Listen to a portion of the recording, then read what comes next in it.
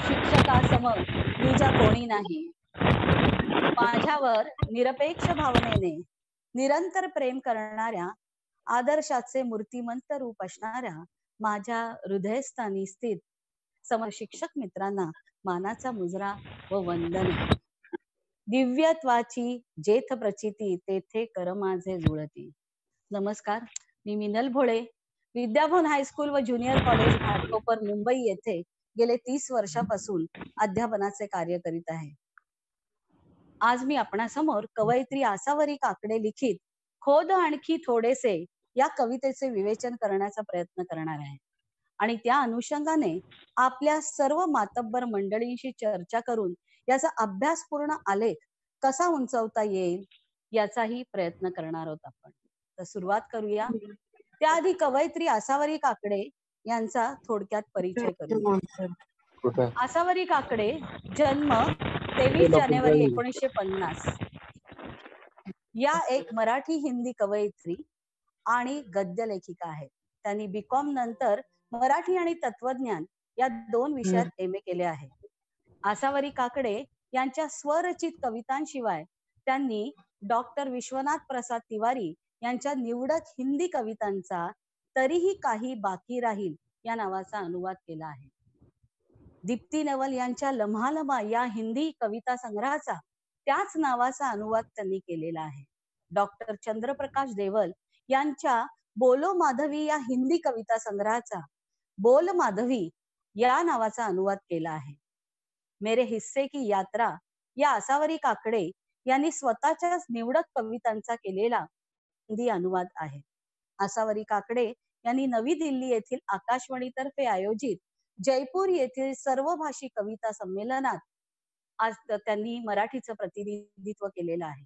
आसावरी काकडे यांच्या कविता महाराष्ट्र आणि कर्नाटक राज्यांच्या 7वी, 8वी, 11वीच्या विद्यार्थ्यांच्या आणि पुणे, नाशिक येथील विद्यापीठांच्या कला शाखेच्या विद्यार्थ्यांच्या अभ्यासक्रमासाठी त्यांच्या पुस्तकात समाविष्ट केल्या आहेत. तसंच गोवा विद्यापीठाच्या एम एच्या अभ्यासक्रमात मराठीतील अनुवादित भारतीय साहित्य या विषयासाठी नेमलेल्या पाठ्यपुस्तकात बोल माधवी या कविता संग्रहाचा समावेश झाला आहे. आसावरी काकडे यांनी लिहिलेली पुस्तक परीक्षणे, ललित लेख, कथा इत्यादी गद्य साहित्य विविध नियतकालिकातून प्रकाशित झाले आहे. त्यांचा आकाशवाणीवरील, दूरदर्शनच्या व विविध साहित्य संमेलनांच्या कविता विषयक कार्यक्रमात सहभाग असतो. काकडे यांच्या अनेक हिंदी कवितांचा मराठी अनुवाद विविध नियतकालिकातून प्रकाशित झाला आहे.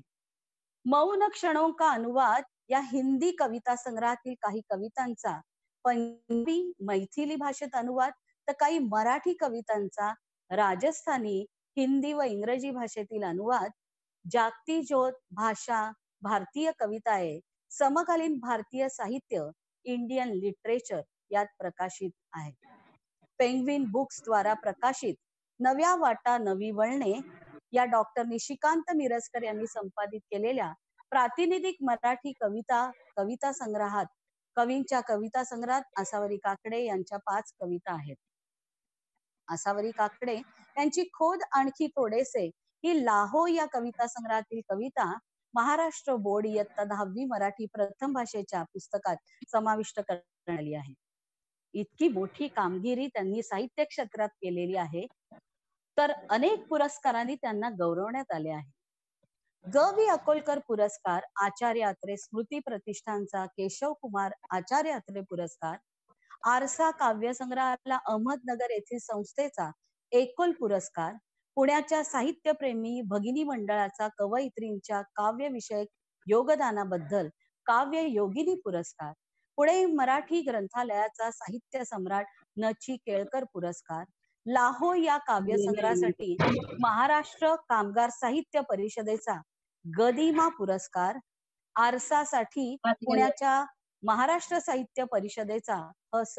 गोखले पुरस्कार, मेरे हिस्से की यात्रा या पुस्तकासाठी महाराष्ट्र राज्य हिंदी साहित्य अकादमीचा संत नामदेव पुरस्कार, बाल साहित्यासाठी औरंगाबादच्या परिवर्तन संस्थेतर्फे ग.ह. पाटील पुरस्कार, आरसा या पुस्तकासाठी महाराष्ट्र राज्य पुरस्कार, मी एक दर्शन बिंदू या पुस्तकासाठी महाराष्ट्र शासनाचा बालकवी पुरस्कार, गोनी दांडेकर यांच्या स्मरणार्थ दिला जाणारा मृण्मयी पुरस्कार, आरसा या पुस्तकासाठी यशवंतराव चव्हाण महाराष्ट्र मुक्त विद्यापीठाचा विशाखा प्रथम पुरस्कार, सूर्योदय काव्य पुरस्कार आणि किती सांगावेत याही पेक्षा खूप पुरस्कार त्यांनी प्राप्त केलेले आहेत. आज आपण जी कविता अभ्यासणार आहोत, खोद आणखी थोडेसे, ही लाहो या कविता संग्रहातून घेतलेली आहे. जीवनात प्रयत्न आणि सकारात्मकता यांचं महत्व अनन्यसाधारण आहे. ध्येय साध्य करताना संयमाने, जिद्दीने आणि आत्मविश्वासाने, चिकाटीने कार्यरत राहावं लागतं. चांगुलपणावर विश्वास ठेवणे आवश्यक असते. वास्तव आनंदाने स्वीकारावे आणि कोणत्याही भ्रमात राहू नये. उमेदीने जगण्यासाठी कष्टाची कास धरावी असा जणू संदेश या कवितेतून मिळतो. आपण जिथे थांबतो तिथून चिकाटीने आणखी थोडेसेच पुढे गेले तर यश निश्चितच मिळतं. आणखी थोडेसे हा शब्द चिकाटी, जिद्द, आशावाद सूचित करणारा आहे. आयुष्य समृद्ध करण्यासाठी आपण सतत संपत्ती, ज्ञान, कीर्ती, यश असं काही ना काही मिळवण्याच्या मागे लागलेले असतो. इच्छेच्या तीव्रतेनुसार चालत किंवा धावत तिचा पाठपुरावा करतो. आपली सर्व शक्ती पणाला लावतो. प्रयत्नांती परमेश्वर, प्रयत्नांती कधी ते मिळून जातं तर कधी हाती सुद्धा लागत नाही. मग एका टप्प्यावर येऊन हताश होऊन आपण थांबतो. हे आपल्या आवाक्यातलं नाही म्हणून निराश होऊन मागं फिरू लागतो. हार मान्य करू लागलेला तो क्षण मात्र कसोटीचा असतो बरं का. कारण आपली क्षमता संपत आलेली असते आणि तहान भागवणारं पाणी अगदी थोड्या प्रयत्नांच्या अंतरावर असू शकेल असा विश्वास किंवा असा विचार करायचे त्राण सुद्धा आपल्यात राहिलेले नसतात. अशा वेळी प्रयत्नांवरचा विश्वास वाढेल असा धीर कोणी दिला तर किती आधार वाटेल नाही. खोद आणखी थोडेसे ही कविता अशा कसोटीच्या क्षणी धीर देणारी, प्रयत्नांना बळ देणारी आहे. कवितेच्या सुरुवातीलाच त्यांनी म्हटलेलं आहे, खोद आणखी थोडेसे खाली असतेच पाणी, खोद आणखी थोडेसे खाली असतेच पाणी, धीर सोडू नको सारी खोटी नसतात नाणी, धीर सोडू नको सारी खोटी नसतात नाणी, खोद आणखी थोडेसे खाली असतेच पाणी. घट्ट मिटू नये ओठ गाणे असते गमनी, घट्ट मिटू नये ओठ गाणे असते गमनी, आर्त जन्मांचे असते रित्या गळणाऱ्या पाणी, आर्त जन्मांचे असते रित्या गळणाऱ्या पाणी, खोद आणखी थोडेसे खाली असतेच पाणी. मूठ मिटून कशाला म्हणायाचे भरलेली, मूठ मिटून कशाला म्हणायाचे भरलेली, उघडून ओंजळीत घ्यावी मनातली तळी, उघडून ओंजळीत घ्यावी मनातली तळी, खोद आणखी थोडे झरा लागेलच तिथे, खोद आणखी जरासे, झरा लागेलच तिथे, खोद आणखी जरासे, उमेदीने जगण्याला बळ लागते थोडेसे, उमेदीने जगण्याला बळ लागते थोडेसे, खोद आणखी थोडेसे खाली असतेच पाणी, खोद आणखी थोडेसे खाली असतेच पाणी, खोद आणखी थोडेसे खाली असतेच पाणी, धीर सोडू नको, धीर सोडू नको सारी खोटी नसतात. इथे कवितेचा स्थायी भाव बघा किती छान आहे, उत्साह आणतो. खोद म्हणजे खणणे किंवा उकरणे. नाणी म्हणजे शिक्के, पैसे पैसे. धीर न सुटणे म्हणजे काय, तर हिंमत न हरणे. तहान भागवणारं पाणी मिळवण्यासाठी खोदत तुम्ही बरंच खाली पाणी लागण्याच्या अगदी जवळ गेलाय. आता आणखी थोडेसेच प्रयत्न आपल्याला करायचे आहेत. हे थोडेसेच प्रयत्न करावे लागणार आहेत, पण थकून तुम्ही थांबलाय. आणि अशा नेमक्या वेळी खोद आणखी थोडेसे, खाली असतेच पाणी, हा उमेद वाढवणारा संदेश मिळतो. पुढे म्हटलं आहे, सगळी नाणी खोटी नसतात. म्हणजे यापूर्वी काही प्रसंगात अनुभवल्याप्रमाणे सगळी माणसं वाईट किंवा फसवणारी नसतात. आता बघा ना, विचार करा, तुमच्या आमच्यासारखी काही चांगली माणसं आहेतच की हो, जी आपण एकमेकांना मदत करतो आहोत. तेव्हा निराश होऊन थांबू नका. मदत करणारी जी माणसं असतात, तर त्यांच्यामुळे आपल्याला निराश व्हायचं नाहीये. प्रयत्न चालू ठेवा. हे समजावणं एका कवितेच्या प्रतिमांच्या माध्यमातून आलं आहे. आणखी थोडं खोद, खाली पाणी असतं, नाणी खोटी नसतात, या म्हणण्याचा इथे शब्दशः अर्थ घ्यायचा नाहीये. त्यातून सूचित केलेला अर्थ आपल्याला समजून घ्यायचा आहे. कवितेतल्या प्रतिमा म्हणजे लेकी बोले सुने लागे अशा असतात. त्यांचा शब्दशः अर्थ एक असतो, पण सूचित अर्थ मात्र वेगळा असतो. तो अनेकार्थी होऊन अनेकांना मार्गदर्शक ठरतो. इथे खोदणे ही क्रिया प्रयत्नांची निदर्शक आहे. तर पाणी म्हणजे एक प्रातिनिधिक साध्य आहे. आणि सगळी नाणी खोटी नसतात, हा एक सकारात्मक दिलासा आहे. कवितेत पुढे म्हटलं आहे, घट्ट मिटू नये ओठ, गाणे असते गमनी, भात जन्मांचे असते, रित्या गळणाऱ्या पाणी. मन हे निर्मितीक्षम असतं, नवनिर्मिती यातून होत असते. निर्मिती क्षमता जागी झाली की आनंदाचे डोही आनंद तरंग, ही अवस्था आपल्याला अनुभवायला येते. आर्त म्हणजे वेदना, रित्या म्हणजे रिकाम्या, पाणी म्हणजे पानावर. बघा, इथे कवितेमध्ये आपण हा विचार केला पाहिजे की परोपरीने समजावणं चाललं आहे.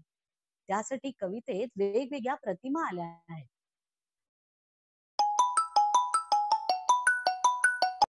आपण बोलत नाही, कधी ते स्वतःलाच उमगलेलं नसतं, तर कधी नेमकेपणाने सांगायचं कसं हे कळत नाही. कधी ते जाणणारं कोणी समोर नसतं, तर कधी सांगायची भीती किंवा संकोचही वाटत असतो. सहज म्हणून मला काही सिनेमातल्या एका गाण्याच्या ओळी आठवल्या, ज्या कालही मी तुम्हाला सांगितल्या, की प्रेमातही असं काही होतं बघा. सांग कधी कळणार तुला, भाव माझ्या मनातला, सांग कधी कळणार तुला, भाव माझ्या मनातला. किंवा कवी सुरेश भटांच्या काही काव्यपंक्ती आहेत बघा. असे रोज न्हाऊनी लपेट ऊन कोवळे, असेच रोज न्हाऊनी लपेट ऊन कोवळे, असेच चिंब केस तू उन्हात सोड मोकळे. तुझा सुगंध तुझा सुगंध मात्र मी इथे हळू उंगतो, तुझा सुगंध मात्र मी इथेच हळूच उंगतो, मनातल्या मनात मी तुझ्या समीप राहतो. तुला न सांगता तुझा पसंत होत का,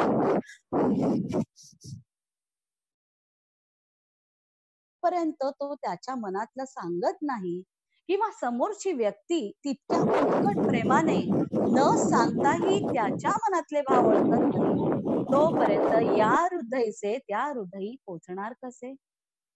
कवितेत म्हटलंय, प्रत्येकाचं आपलं एक गाणं मनात दडलेलं असतं, ते बाहेर पडू द्या. ओठ घट्ट करू नयेत. गाणं मनात कसं असतं ते सांगताना एक उदाहरण दिलंय. वाळलेली रिक्त झालेली पानं निसर्गाच्या नियमानुसार गळत असतात, पण गळताना ती पानगळ खुणा मागे ठेवतात. त्या शांत स्थितज्ञ बुंदा मात्र तो गळत नाही त्यांचा. तिथून पुन्हा नवी पानं फुटतात. झाडाचा बुंदा वरून कणखर दिसतो, शांत उभा असतो, पण त्याच्या आत कित्येक जन्मांचे आर्त संचितासारखे साठले असतात. ते नव्या पानांच्या रूपात या ठिकाणी उगवून येत राहतात. आर्त म्हणजे दुःख, त्यात अत्यंतिक तीव्रतेने काही असणं, ही अर्थचटा सुद्धा मिसळलेली आहे. आपल्या आतही असं बरंच काही असतं, ते व्यक्त होण्यासाठी असलेलं असतं. धीटपणानं ओठ उघडून त्याला वाट करून द्यावी लागते. गळून पडलेल्या पानांच्या जागी नवी पानं फुटतात. तसं आपण काही बोलत लिहित गेलो की एका शब्दामागून दुसरे शब्द उमटत राहतात. त्यासाठी प्रयत्नशील राहायला हवं.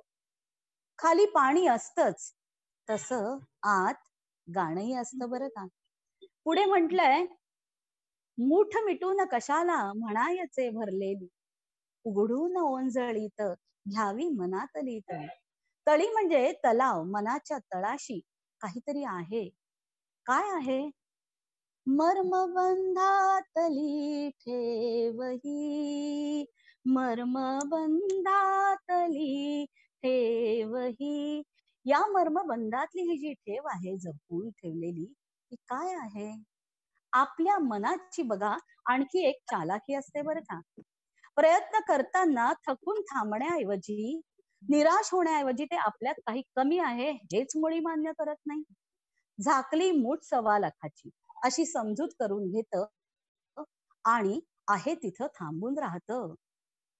कविता मनाची ही पळवाट शोधून काढतं आणि प्रश्न विचारते की मूठ न उघडताच ती भरलेली आहे असं का म्हणायचं? मूठ उघडून स्वच्छ पाहावं, तिचं रीते पण स्वीकारावं. त्याचा सूचित अर्थ असा आहे की स्वतःचा शोध आपल्याला घ्यावा लागतो. स्वतःतल्या उणीवा समजून घ्याव्या लागतात. त्याचा स्वीकार करावा लागतो आणि त्या दूर करण्यासाठी प्रयत्नशील व्हावं लागतं. स्वतःत खोल उतरून पाहावं, तिथे क्षमतांनी भरलेली तळी दिसतील. मनातील तळी म्हणजे मनातील ओलावा, माया, जिव्हाळा, प्रेम. इथे मला कवी मांजरे यांच्या काही ओळी आठवतात. खोल मनाच्या तळाशी एक अडी आहे, खोल मनाच्या तळाशी एक अडी आहे, जशी अडगळीच्या खोलीला कडी आहे. फेकायचे म्हणून जपलेला आठवणींचा पसारा, फेकायचं म्हणून जपलेला आठवणींचा पसारा, डायरीत अर्धवट लिहिलेल्या पानाला घडी आहे. त्या सुप्त रूपात असलेल्या क्षमतांना जाग आणावी, आपली रीती ओंझळ भरून घ्यावी. रीतेपणाची उणीवांची जाणीव झाली तरच त्या भरून काढण्याचे प्रयत्न केले जातात. कारण गरज ही शोधाची जननी आहे. प्रयत्न केले तर नक्कीच शोध लागेल. शेवटच्या कडव्यात त्यांनी म्हटलं आहे, झरा लागेलच तिथे खोद आणखी जरासे, उमेदीने जगण्याला बळ लागते थोडेसे. उमेद म्हणजे जिद्द, बळ म्हणजे शक्ती, उमेदीने जगणं म्हणजे जिद्दीने जीवन कंठणे. जरा लागेलच, आणखी थोडंसंच खोदायला हवंय.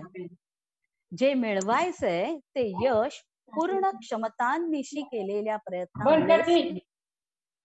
या प्रयत्नांसाठी लागणाऱ्या क्षमता आपल्या आत असतात. त्या क्षमता, सुप्त क्षमता रित्या उंजळीत घेऊन त्यांचा वापर करावा. हे सगळं केवळ एखाद्या विशिष्ट साध्यापुरतं नाही बरं का. एकूण जगण्याशीच या सगळ्यांचा संबंध जोडत कवितेत शेवटी म्हटलं आहे की उमेदीने जगण्यासाठी प्रत्येक टप्प्यावरती हे बळ लागत असतं. ज्ञान मिळवणे हे कष्टसाध्य कर्म आहे, याची जाणीव झाली पाहिजे. इथे मला कवी गुरु ठाकूरांच्या काही ओळी आठवतात. काल याच्यावरनं चर्चा झाली होती, विंदा करंदीकर की गुरु ठाकूर. तर या गुरु ठाकूरांच्याच ओळी आहेत. असे जगावे छाताडावर आव्हानांचे लावून अत्तर, असे जगावे छाताडावर आव्हानांचे लावून अत्तर, नजर रोखुनी नजरेमध्ये आयुष्याला द्यावे उत्तर. असे दांडगी इच्छा ज्याची मार्ग तयाला मिळती सत्तर, असे इच्छा दांडगी ज्याची, मार्ग तयाला मिळती सत्तर, नजर रोखुनी नजरेमध्ये आयुष्याला द्यावे उत्तर. आता या ठिकाणी त्यांनी आणखी पुढे जाऊन म्हटलेलं आहे, संकटासही ठणकावून सांगावे, संकटासही ठणकावून सांगावे, ये आता बेहत्तर, नजर रोखुनी नजरेमध्ये आयुष्याला द्यावे उत्तर. ही कविता अशा प्रकारे समजून घेता येईल. पण एखादी कविता अशी समजावून सांगणं म्हणजे ते खास भरवण्यासारखं आहे. कवितेचा आस्वाद आपला आपण घेता यायला हवा.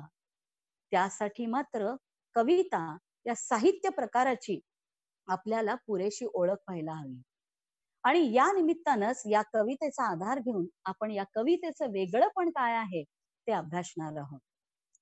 कथा, कादंबरी, ललित लेख, नाटक हे साहित्य प्रकार आणि कविता यात महत्वाचे 3 फरक आहेत. 1, कविता अल्पकारी आहेत. 2, ती प्रतिमांच्या भाषेत बोलते. आपल्याला मोहन सरांनी प्रतिमा, प्रतीक, थक यांची चर्चा आपली झालेली आहे, त्यांनी समजावून सांगितलेलं आहे. ती प्रतिमांच्या भाषेत बोलते. आणि तिसरं, तिला तिची अशी एक लय असते. मग या लयीचं सौंदर्य काय असतं, तर लयीनुसार छंदोबद्ध, मुक्त छंद, वृत्तबद्ध असे प्रकार मानता येतात. खोद आणखी थोडेसे, ही कविता अष्टाक्षरी छंदात आहे.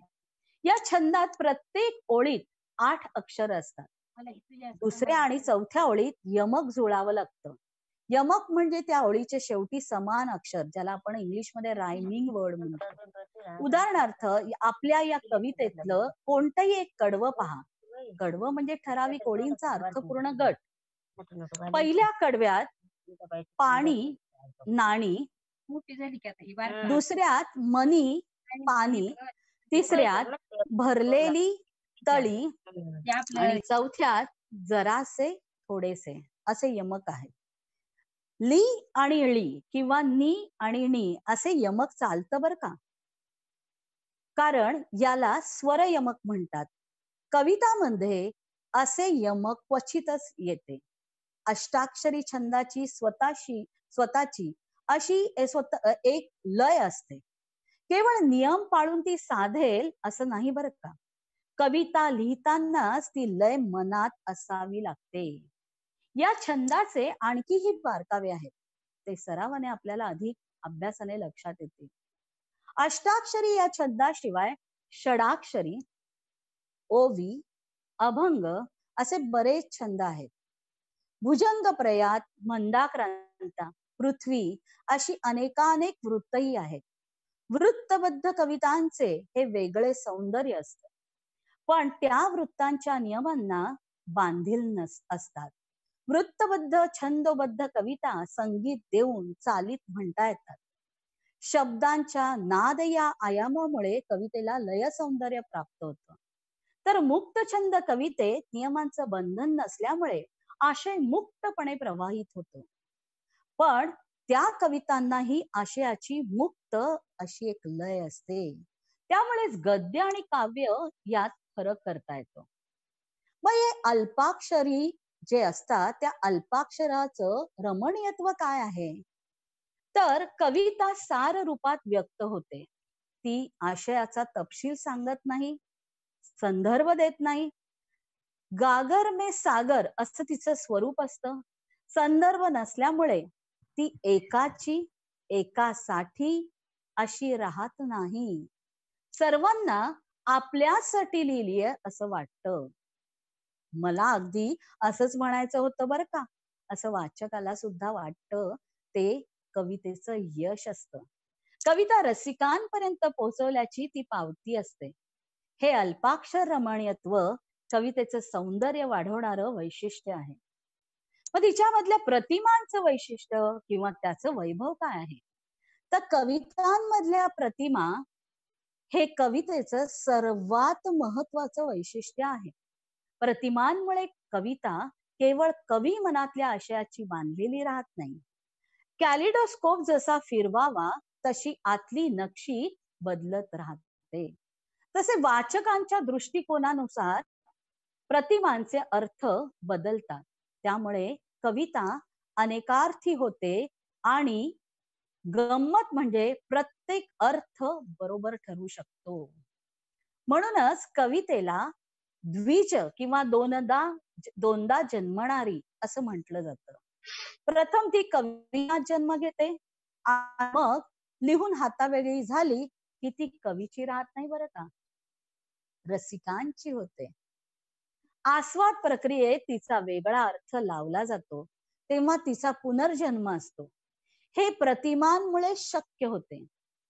खोद आणखी थोडेसे ही कविता समजून घेताना आपण त्यातल्या प्रतिमांचा अर्थ उलगडून पाहिला, पण त्यातून आणखी वेगळे अर्थही निघू शकतील. चांगल्या कवितेविषयी एका याच्यामध्ये म्हटलेलं आहे, शब्दांचे बोट धरून निघालेल्या प्रत्येकाला, शब्दांचे बोट धरून निघालेल्या प्रत्येकाला लागू नये एकाच अर्थाचे गाव, लागू नये एकाच अर्थाचे गाव. कवितेला तर नाहीच, पण कवितेखालीही नसावे कुणाचे नाव. इथे नाव नसावं म्हणताना तिचा आशय केवळ कवितेच्या किंवा कवीच्या नावाशी बांधलेला नसावा असं म्हणायचं आहे. नावांच्या संदर्भामध्ये कविता अडकली की मर्यादित होते, त्या दिशेनेच अर्थ लावला जातो. व्यवहारासाठी ही नावं आली तरी कविता समजून घेताना फक्त आपल्याला हेच संदर्भ मनात धरून ठेवायचे नाहीयेत. कवितेतील सर्व नाम ही प्रतिमांसारखी असतात. कवितेतला मी, तू, तो, ती म्हणजे कोणी विशिष्ट व्यक्ती नसतात. आपण त्यांचे अर्थ लावू त्यानुसार कवितेचा परी बदलतो. खोद आणखी थोडेसे या कवितेत तर सर्वनामच नाहीत. ही कविता कारण कवीनं कुणा एकाला उद्देशून लिहिलेली नाही, हे आतून उमगलेलं शहाणपण स्वतःलाच समजावलेलं असू शकतं, किंवा वाचकाला ती आपल्याला उद्देशून लिहिली आहे असं वाटू शकतं. मग कवितेमधील शब्दांची निवड कशी असावी, तर कविता निर्मिती आणि आस्वाद या दोन्ही प्रक्रियांमध्ये कवितेतल्या शब्दांची निवड हा महत्वाचा मुद्दा असतो. कविता लिहिताना शब्दांची निवड होते तेव्हा नेमकं काय म्हणायचं आहे ते निश्चित करावं लागतं. उदाहरणार्थ, वाईट वाटलं असं म्हणायचंय, तर नेमकं किती, का, कशामुळे वाईट वाटलं हे नेमकेपणानं सांगणारा शब्द मिळायला हवा. वाईट वाटण्याच्या अनेक अर्थचटाई असू शकतात, त्यातली आपल्याला कोणती अभिप्रेत आहे हे आधी समजून घ्यावं लागतं, मग त्यानुसार शब्द निवडावा लागतो. या प्रक्रियेत भावनेकडून शब्दाकडे प्रवास होत असतो. हा प्रवास म्हणजे एक प्रकारे स्वतःला तपासणं असतं, स्वतःला समजून घेणं असतं, तो स्वतःचा शोध असतो, स्वतःच अनावरण असतं. मग या कवितेचा आस्वाद आपण कसा घ्यायचा आहे, तर कवितेतील शब्द योजना समजून घेताना उलट दिशेने प्रवास होतो. आपण शब्दाकडून भावनेकडे जातो, शब्दांच्या आधारे आपण भावनेचा पोत समजून घ्यायचा प्रयत्न करतो. ही प्रक्रिया ही एक प्रकारे स्वतःला समजून घेणारी, स्वतःचं अनावरण करणारी असते, कारण त्या भावनेशी आपण स्वतःला जोडून घेत असतो. चित्रपटातला एखादा करुण प्रसंग पाहताना आपल्याला बघा रडू येतं, कारण तो पाहताना आपण त्याच्याशी इतके एकरूप समरस झालेलो असतो. कविता समजून घेतानाही असंच घडतं बरं का, आणि असंच घडायला हवं. नुसते शब्द वाचून त्याचे अर्थ माहिती होण्यातून कविता समजत नाही. त्या शब्दांमागच्या भावनेशी एकरूप होता आलं तर ती कविता समजते आणि भावतेही. माणसासारखी कवितेची ही एक देहबोली असते बरं का. उद्गार चिन्ह, प्रश्न चिन्ह, पूर्ण विराम, स्वल्प विराम, दोन ओळींच्या मधली रिकामी जागा आणि प्रत्येक ओळींचा थांबा, या प्रत्येक घटकातून कविता काही सांगत असते. शब्दांच्या बरोबरीने कवितेचे हे हावभाव आणि तिचं मौनही बोलत असतं. कवितेचा आस्वाद घेणं म्हणजे कवीने रचलेला शब्द, चिन्ह, मौन याचा व्यूह भेदत जात शिरणं. आपल्याला तो व्यूह भेदत आत शिरायचं असतं.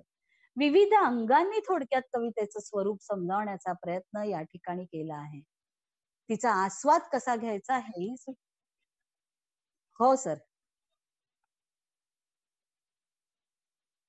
Okay sir.